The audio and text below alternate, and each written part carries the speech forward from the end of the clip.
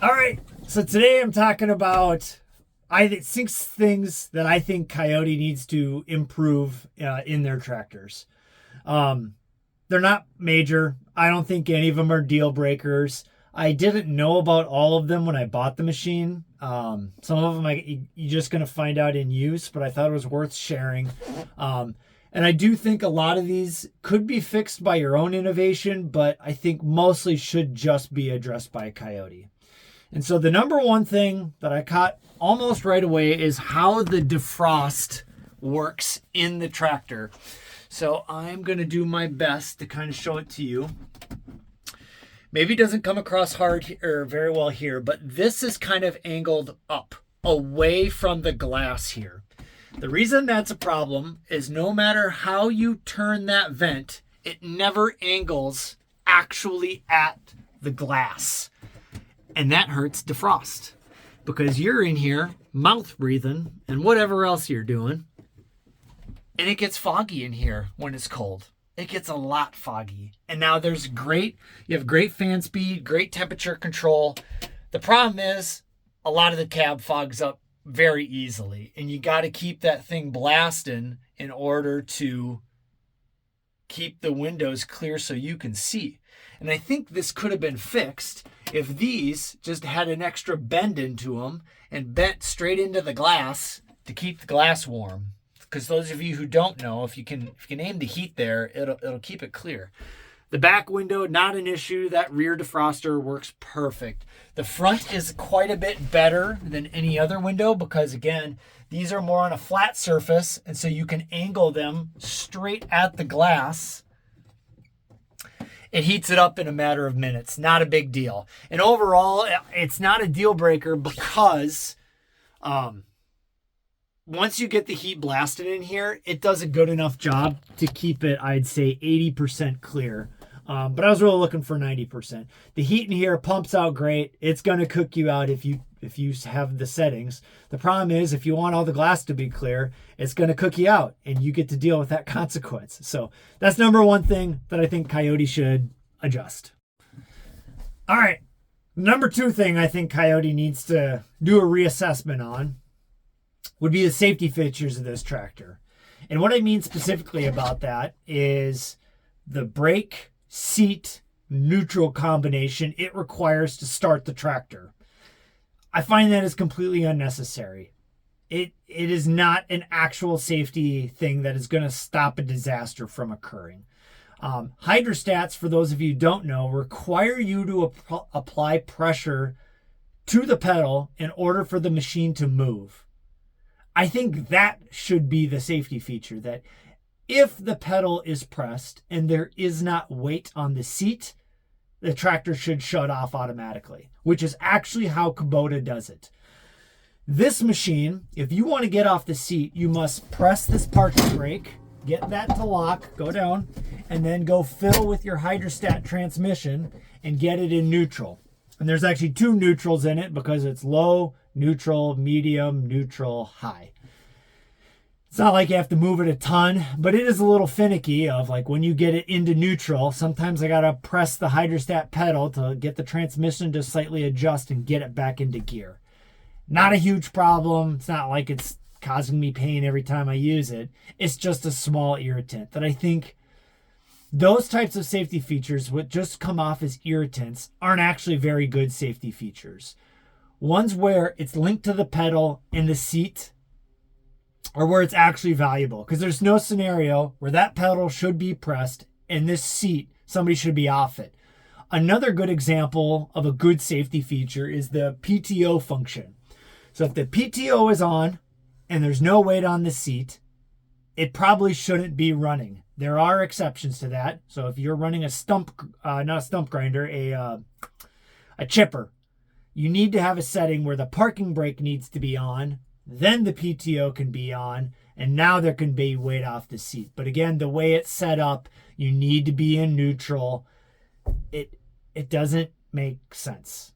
It needs to be different. So in this machine, what I've done is I installed a seat defeat kit, basically, where it thinks there's always weight on this seat no matter what. So what's the downside of that? Well, if I get off the seat and I press that pedal, this machine will go forward. Very difficult to do in a cab. There's not going to be a stick to fall in here and hit that pedal. It would have to be one of the kids. The kids are required to be buckled, and I require them to be trained. And when I get off this machine and they're in it, I put the parking brake on anyway. Fun fact about tractors, they can outpower their parking brake if you really try. So just keep that in mind. I think it's kind of a lousy safety setup that could be a lot better. The second one, sorry for the hand in the face, that I want to talk about is just how this is laid out over here. So you can see here is my rear hydraulic control. Here's my throttle. Here is the loader stick. This is all not bad. I actually do kind of like how this is set up. What I don't like is your cruise control is way back here.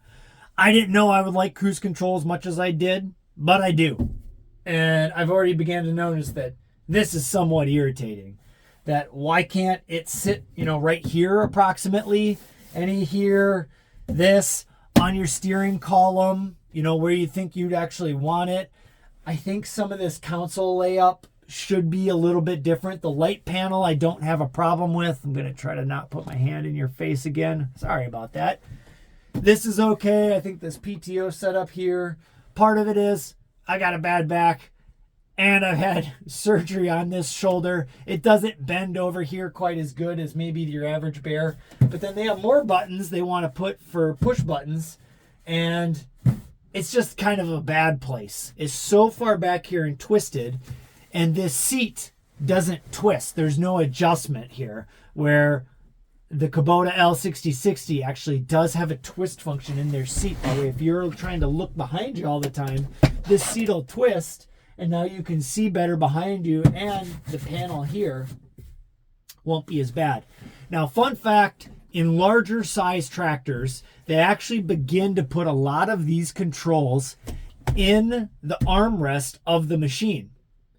Now, I don't know how technical or complicated that is to do. I'm not an electrician. I'm not an engineer.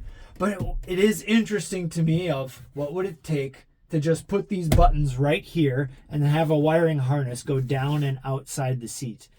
I think it's pretty possible. I don't think it's that terribly complicated. It's probably easier to have it here in its own panel, which is fine. But if you're going to do it, you need to place the buttons in the right spot. So that's my next comment. All right, for the next thing I think Kioti needs to do just a little bit better is just this front console. It's actually a pretty big unit. It's nearly 2 feet side to side here. I think it's something they could do a lot of improvement with. There's no reason there couldn't be a little basket size something here, just a little indent for tools or a cup holder like this. Why that couldn't be there, I don't know. I also do think you should have a port charger on here, because people generally want their phones in the front, and that's what this is. It's a little magnetic holder. And you could have a tool holder here on the other side, just another little basket. I think this would be very easy for them to do. It's just some plastic molding, not a big deal. And it's going to be very firm and strong because of where it's mounted. I think they should consider a front console redesign. The next thing I think Kioti needs to look at is this seat. It's somewhat hard to tell through camera, but it's actually very firm. It is a cloth seat, which isn't bad. I don't have a problem with that. It's got a nice spring here. So it's not an air ride seat. It's just this spring, which you get to adjust, moving this gray lever back and forth. That'll increase or decrease the strength of that spring. This button is to move the seat backward or forward. So that does work just fine. What I don't like is you cannot control how far back this leans. If we go back here and you see how this mounts here on this metal frame, that is all, there's no way to adjust that. So if you don't like how you're leaning in here, you don't get any adjustment. And another thing you might notice that I will admit that I didn't notice instantly was that you only get one armrest. The other one you got to pay for. But why, Kioti? Why do you do this to me? So I haven't decided what I'm going to do. I'm half tempted just to buy a whole new seat altogether.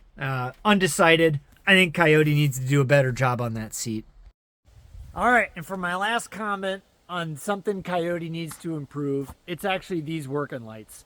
So these are not the factory lights it comes with. First thing I did is I went and changed those out. What Kioti sells you with is just these old-fashioned flood-style lights. They kind of give off a yellow light.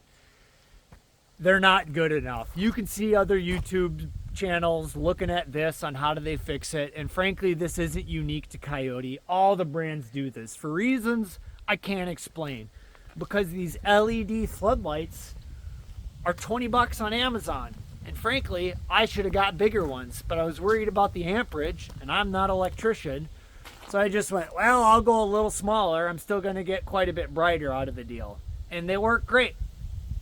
Easy 20-buck fix. Took me 30 minutes to replace them both out. Literally just cut the wiring harness for the old one, taped them into the new one. Works great.